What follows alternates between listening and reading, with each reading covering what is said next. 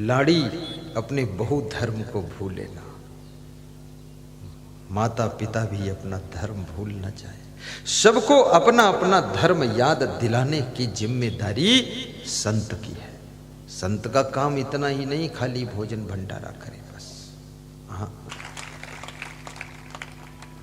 सानंदम सदनम सुदा सुधिया कांता प्रिया लापनी, इच्छा पूर्ति धनम सोयोषित रति स्वाज्ञा परा सेवका, आतिथ्यम प्रतिदिनम शिव पूजनम मिष्ठान्न पानम गृहे, साधु संगम उपासते चा सततम धन्यो गृहस्थाश्रम। मैंने चाणक्य का नाम प्रारंभ में लिया था, वहां से प्रवचन बढ़ा था कि चाणक्य से प्रश्न पूछा गया कि गृहस्थ आश्रम में जो लोग रहते हैं तो वो कौन सा गृहस्थ है, वो कौन सा घर है जिस गृहस्थ को धन्य कहा जा सकता है। अर्थात गृहस्थ आश्रम धन्य कैसे हो सकता है। तो चाणक्य कहते हैं सानंदम सदनम। एक एक बात अमूल्य चाणक्य कह रहे हैं, बस ध्यान से सुनना, और याद ना रहे तो फिर मोबाइल में सुनना, पेन ड्राइव में ले लेना, प्रवचन के पेन ड्राइव, मेमोरी कार्ड, प्रवचन की किताबें ले लेना, वहाँ कहीं दुकान खुली होगी, उसको पढ़ना, याद करना। शानंदम सदनम, जिसके घर में सदैव आनंद रहता है वह गृहस्थाश्रम धन्य है। जिसके घर में कलह कलेश रहता, लड़ाई झगड़ा रहती, उलझन रहती है, तनाव रहता है, वो गृहस्थाश्रम धन्य नहीं है। जिस घर में आनंद ही आनंद बरस रहा है, आनंद ही आनंद बरस रहा, बलिहारी ऐसे सदगुरु की, जहां किसी गुरु की कृपा बरस रही है, सुंदर स्वभाव है, आनंद आ रहा है, ऐसा घर धन्य होता है। आपका घर भी सुंदर होना चाहिए, लेकिन घर में रहने वाले लोग भी सुंदर होना चाहिए। और जो सुंदर लोग रह रहे हैं उनका स्वभाव, चरित्र, विचार, वाणी भी सुंदर होना चाहिए, उनके कर्म सुंदर होना चाहिए।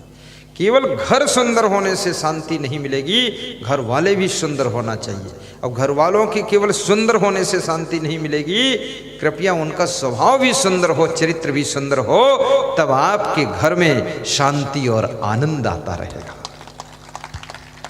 सानंदम सदनम सुतास्त सुधिया। और जिस गृहस्थ के लड़के बुद्धिमान हैं, आज सुबह वीरेंद्र दुबे कह रहे थे, जगदीश सिंह चौहान के 2 बच्चे हैं, राजेंद्र और महेंद्र, दोनों ने अपने पिताजी को फ्री कर दिया है, पूरा कारोबार ठीक से संभाल लिया है। लड़के बुद्धिमान हो, सब कारोबार संभाल ले। जिस गुरु के शिष्य बुद्धिमान हैं, वो गुरु को आनंद ही आनंद रहता है। और जिस गुरु को मूर्ख शिष्य मिले, सब उल्टा पुल्टा काम करते हैं, वो गुरु भी असमंजस में रहेगा। और जिस माँ बाप को मूर्ख बेटा बहू मिले, जहाँ बाल्टी रखना चाहिए वहाँ रजाई रखते हैं, और जहाँ घड़ी रखना चाहिए वहाँ लोटा रख देते हैं। उलुल जुलुल सामान है। कितने घरों में मैं देखता हूँ, घर अच्छा है और बेड अच्छा है, और बेड पर गद्दा अच्छा है, और गद्दे के ऊपर चादर अच्छी, तकिया अच्छी, लेकिन सब उलझा पड़ा है। लगत है मां जानवर सब उलझे नहीं, रौंदिन है। कोई ठीक ठाक नहीं है, सब उलझ पुलझ के रौंद फौंद के, और सब गंदई लोग गंजेड़ बना देंगे, कोई सुधारने वाला नहीं। चादर भी टेढ़ी बिछी है। सेटिंग करे। बुद्धिमान बहू होगी, बुद्धिमान स्त्री होगी तो आपके घर के सामान की सेटिंग रहेगी। और बुद्धिमान भी है, लेकिन यदि आलसी है तो भी सेटिंग नहीं रहेगी। पुरुषार्थी भी होना चाहिए। कितने लोग बुद्धिमान बहुत है, पर आलसी इतना है, कुछ करना ही नहीं चाहता है, बस बैठा रहता माटी का धोंधा।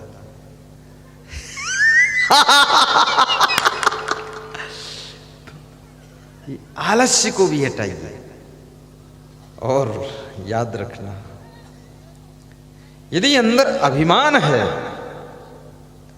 तो भी आदमी कार्य नहीं कर सकता है। बुद्धिमान है और अभिमान है तो कार्य नहीं करेगा, क्योंकि अभिमान कार्य करने से रोकता है कि झाड़ू लगाओगे तो अपनी इज्जत का क्या होगा। लेकिन सोचना चाहिए, भगवान श्री कृष्ण ने गौएं चराया था तो उनकी इज्जत का क्या हुआ। गौएं चराकर भगवान बन गए। राम ने वशिष्ठ के आश्रम पर जाकर लकड़ी तोड़कर लाते थे, गाय को स्नान कराते थे, तो राम भगवान बन गए। और तुम झाड़ू लगा दोगे तो तुम क्या कहीं नीचे गिर जाओगे, तुम महान बन जाओगे। अपने घर के सभी कार्यों को हंसते हंसते कीजिए, प्रेम से कीजिए। ये मैं आपसे निवेदन करूंगा। कर्मयोगी बनिए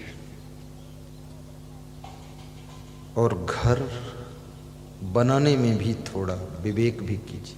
घर को नीचे मत फैलाइए, आप ज्यादा नीचे जगह छोड़िए। गाड़ी खड़ी करने, गाड़ी थोड़ी तीसरी मंजिल पर खड़ी होगी जाकर, भैंस थोड़ी चौथी मंजिल पर बांधोगे। हाँ, भैंस के बांधने की जगह छोड़ो। मेहमान 150 आ जाए, उनकी गाड़ियां खड़ी हो जाए। घर अगर आपकी मीडियम फैमिली है, छोटा परिवार है, 3 कमरे नीचे बनाइए, लेट बाथ किचन बना दीजिए और नीचे मंजिल में मेहमान और सामान रखिए, उसमें तुम मत रहिए। दूसरी मंजिल में 2 कमरे, लेट बाथ किचन, वहाँ तुम रहिए।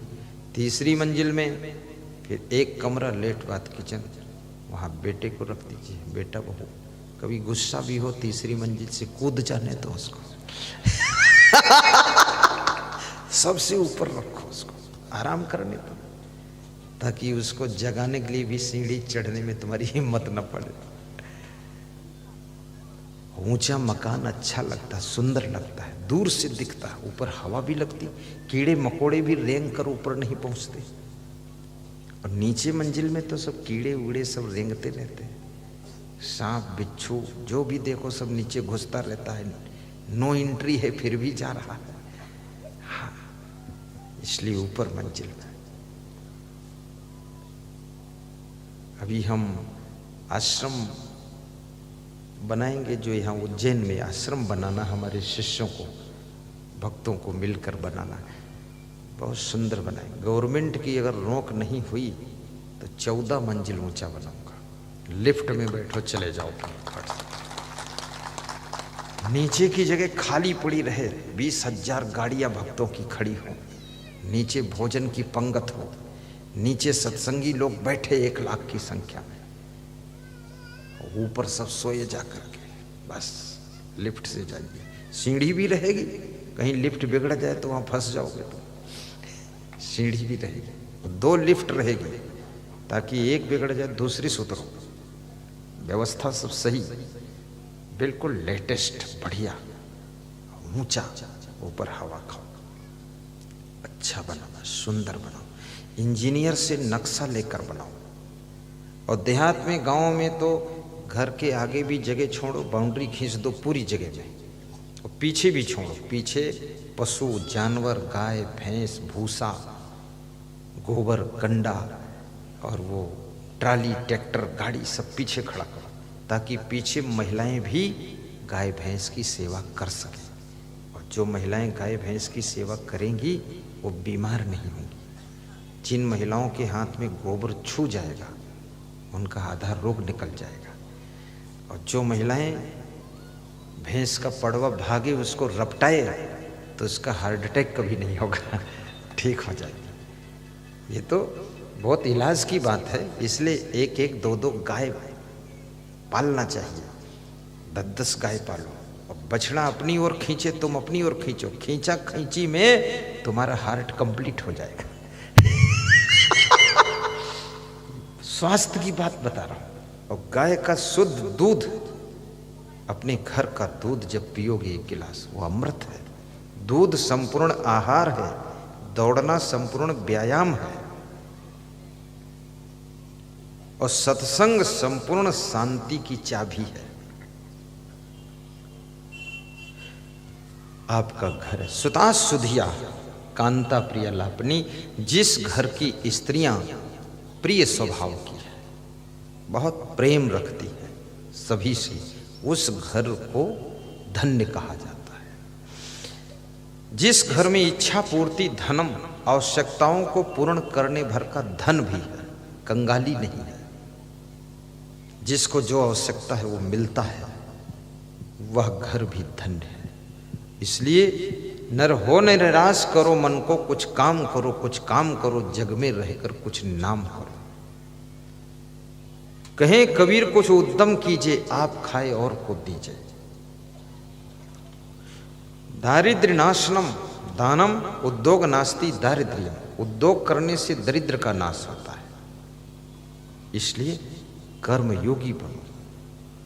इच्छा पूर्ति धनम सो योषित रति, और जिस घर में पति का प्रेम अपनी पत्नी में है, ये भी बहुत कठिन काम है।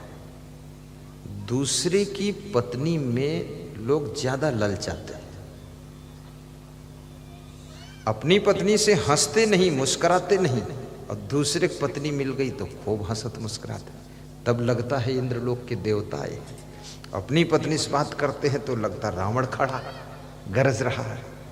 अपनी पत्नी से हंसो और मुस्कुराओ, वह गृहस्थ आश्रम धन्य है, दूसरे तरफ नहीं। सबसे खुश रहो, अच्छी बात है, लेकिन अपनी पत्नी से आपका पूर्ण प्रेम होना चाहिए। और जिस घर की स्त्रियों का पूर्ण प्रेम अपने पति से है, वह घर धन्य है, गृहस्थ आश्रम धन्य है, और उस घर में स्वर्ग जैसा सुख निवास करता है। थोड़ा जोर से ताली बजाए, को इतना मरे मराए क्यों? सोयोषित रहती स्वाज्ञा परास्य होगा। और घर के काम करने वाले कार्यकर्ता सब आज्ञाकारी है, जो आज्ञा। तो ऐसे जिसके घर के कार्यकर्ता आज्ञाकारी है, इशारे से काम करते हैं, उस घर को धन्य कहा जाता है, और वहां पर सुख निवास करता है, सुख रहेगा। आतिथ्यम प्रतिदिनम शिवपूजनम मिष्ठान्न पानम गृहे, और जिसके घर में अतिथि का सत्कार होता है, जिस घर की स्त्रियां अतिथि के आने पर खुश होती हैं मेहमान को देख करके कि चलो चाय बना देती हो, वो घर धन्य है और वहां स्वर्ग है। जिस घर की स्त्रियां मेहमान को देख करके उनको क्रोध आता है कि ये भूत आया है, हमें चाय बनाना पड़ेगा, वो घर नरक है, वहां शांति नहीं रहेगी। प्रतिदिनम शिव पूजनम, जिसके घर में प्रतिदिन इष्ट देव की पूजा होती है, गुरुदेव का ध्यान होता है, रोज प्रवचन सुना जाता है, रोज ज्ञान कथा सुनी जाती है, ऐसे घर में चाणक्य कहते हैं स्वर्ग जैसा सुख रहता है। प्रतिदिनम मिष्ठान्न पानम गृहे, और जिसके घर में कभी कभी मीठा पकवान भी बनता है, रूखा सूखा ही नहीं खाया जाता है। कोई उत्सव पर्व हो न हो, लेकिन कभी कभी पकौड़ी भी बन जाती है, और कभी कभी थोड़ा सा मालपुआ भी बनाकर खाते हैं, और कभी कभी खीर, कभी कभी सेवई, कभी कभी हलवा, रोज नहीं कभी कभी, वो घर भी धन्य माना जाता है। ऐसा साधो संगम उपासते, और जिस घर में संत का सत्संग गूंजता रहता है, उसकी आवाज गूंजती है। कितने घरों में साउंड सिस्टम लगा करके सब नर नारी प्रवचन सुनते रहते हैं, पूरा परिवार।